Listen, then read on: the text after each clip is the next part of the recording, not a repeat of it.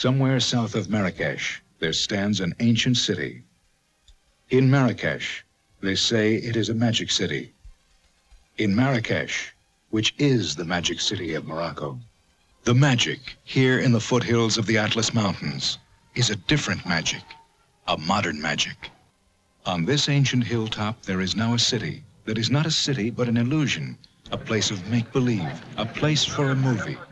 The filming of Rudyard Kipling's The Man Who Would Be King. As close as you can reasonably hold the two men.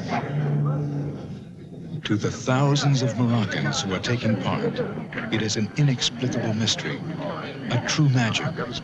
Few of them, if any, have ever seen a movie. It's very good looking. But for director John Huston and producer John Foreman, it is magic of another kind. A magic that Kipling evokes.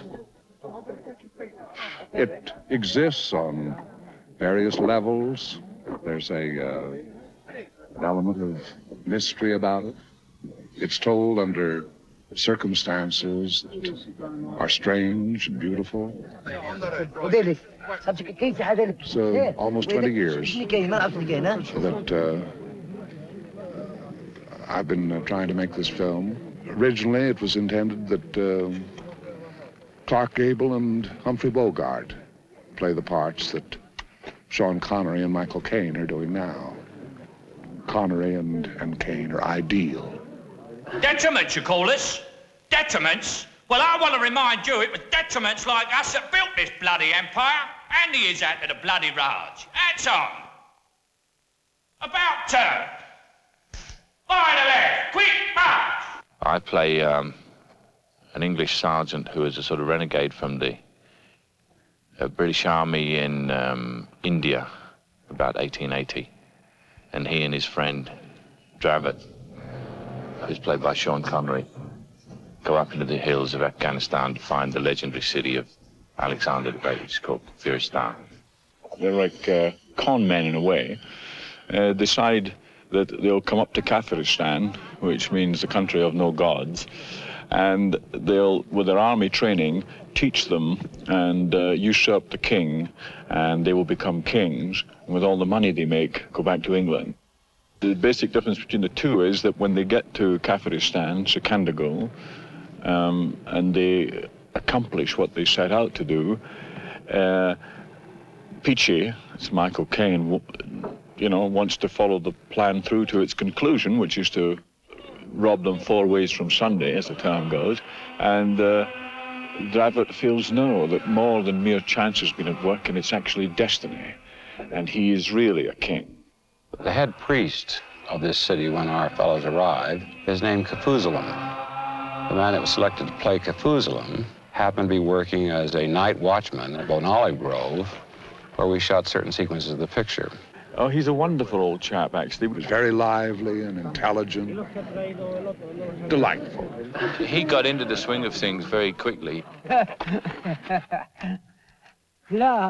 Reported to be 100 years old. 101 by the time the picture's released. He was very tired the first 2 or 3 days. That when he finished the day's work here, But he was going back to the villa, being night watchman at night. Nobody told him that he didn't have to be the night watchman. Over 100 years old, he wasn't getting any sleep at all. Stay quiet. Right. Bring this rifleman down. The one that's the closest to camera. Bring him down. Ahmed. When he says retire in sections, they're in the picture.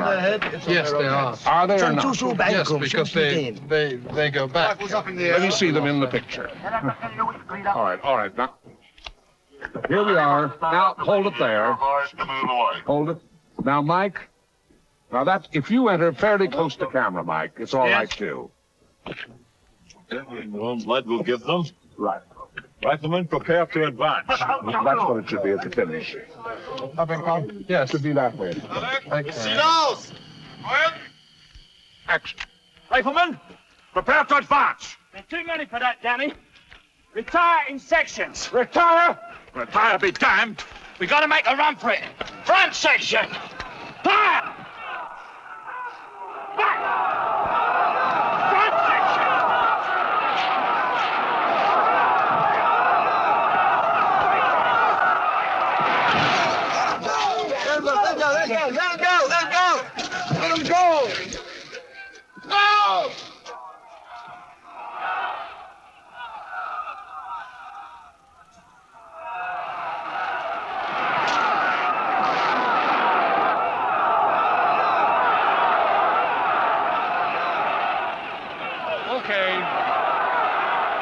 In one of the film's major battle scenes, Connery and Caine retreat from the Holy City and toward one of the most difficult and dangerous sequences ever staged for the motion picture cameras. We have 2 pages of dialogue while the crowd is silent round us.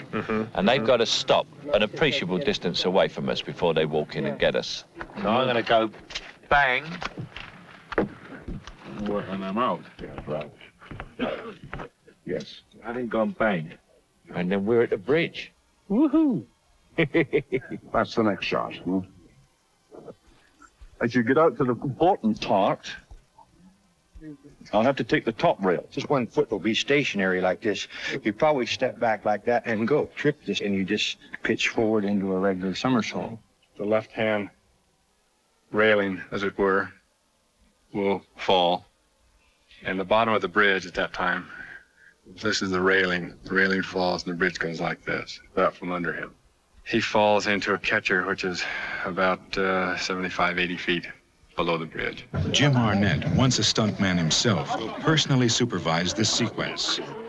You see the platform down there that they're working on. That's upon which we'll place a catcher, which is constructed out of cardboard boxes. 38.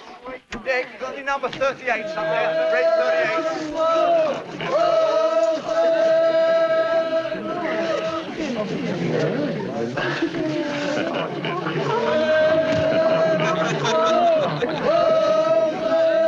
Covered by overlapping layers of foam rubber, the catcher will compress upon impact. And from this height, the speed at impact will exceed 65 miles an hour. Well, there's a lot of things working here that make it kind of critical. This wind will blow us back into that bank. A little movement at the beginning of a fall can catapult you clear out of your target area. I think this is the delivery, don't you? We see them brought here, and then him walk out. It just seems more tilted to the right than it was the other day. On this side, yes. Yeah. You're viewing it from a more personal Absolutely, view. John. Having taken a little... You're usually examining it this time. Yeah. What would Kirk Douglas do? Victor Mature. What would my criteria is Victor Mature? I have extreme vertigo myself. So I admire everybody's movements, and I intend to stay way back. Right, gentlemen, can everybody fall back behind us, please, and let us get some idea of a setup? Can everybody come this way? We'll look in there. Anybody cross the back there to stop anybody from coming over, like these guys. It's the highest fall I've ever seen. The bridge, beneath its primitive appearance, is a work of precision engineering. 6 weeks were spent building it toward this one moment.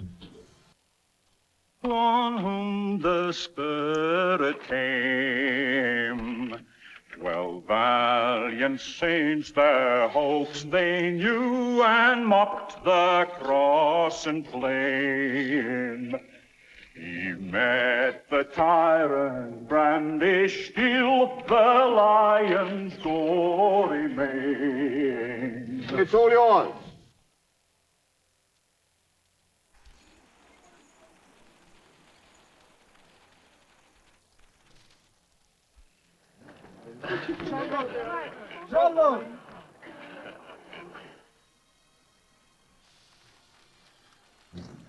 That's one of the damnedest things I've ever seen. Beautiful.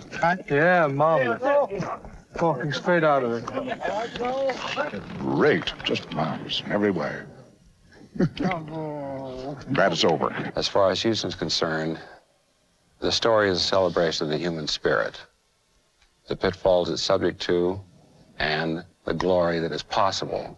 High adventure, not just simply harebrained escapes, yes, but very high adventure indeed. I mean, the adventure of the spirit. And all of it stems from this aura that Huston projects as an individual and as a man.